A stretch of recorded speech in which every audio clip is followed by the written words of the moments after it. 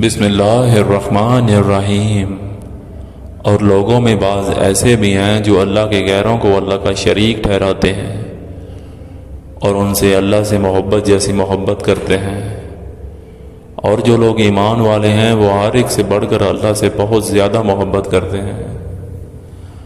اور اگر یہ ظالم لوگ اس وقت کو دیکھ لیں جب عذاب ان کی آنکھوں کے سامنے ہوگا تو جان لیں کہ ساری قوتوں کا مالک اللہ ہے، اور بے شک اللہ سخت عذاب دینے والا ہے۔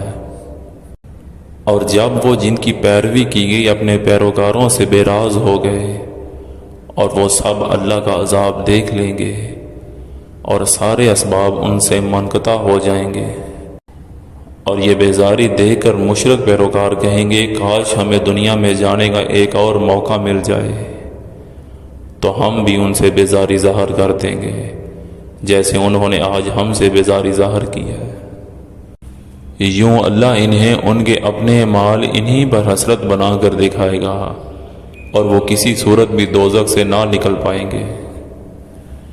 اے لوگو، اللہ کی چیزوں میں سے جو حلال اور پاکیزہ ہے کھاؤ اور شیطان کے راستوں پر نہ چلو، بے شک وہ تمہارا کھلا دشمن ہے۔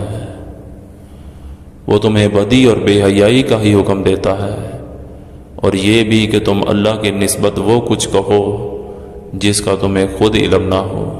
جب ان کافروں سے کہا جاتا ہے کہ جو اللہ نے نازل فرمایا ہے اس کی پیروی کرو تو کہتے ہیں نہیں، بلکہ ہم تو اس روشن پر چلیں گے جس پر ہم نے اپنے باپ دادا کو پایا ہے، اگرچہ ان کے باپ دادا نہ کچھ عقل رکھتے ہوں اور نہ ہی ہدایت پر ہوں۔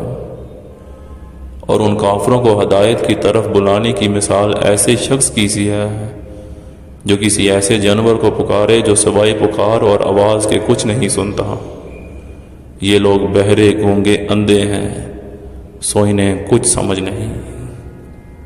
اے ایمان والو، ان پاکیزہ چیزوں میں سے کھاؤ جو ہم نے تمہیں عطا کی ہیں، اور اللہ کا شکر ادا کرو اگر تم صرف اسی کی بندگی بجا لاتے ہو۔ اس نے تم پر صرف مردار اور خون اور سور کا گوشت اور وہ جانور جس پر ذبح کرتے وقت غیر اللہ کا نام پکارا گیا ہو حرام کیا ہے۔ پھر جو شخص سخت مجبور ہو جائے، نہ تو نافرمانی کرنے والا ہو اور نہ حد سے بڑھنے والا ہو، تو اس پر زندگی بچانے کی حد تک کھا لینے میں کوئی گناہ نہیں۔ بے شک اللہ نہایت بخشنے والا مہربان ہے۔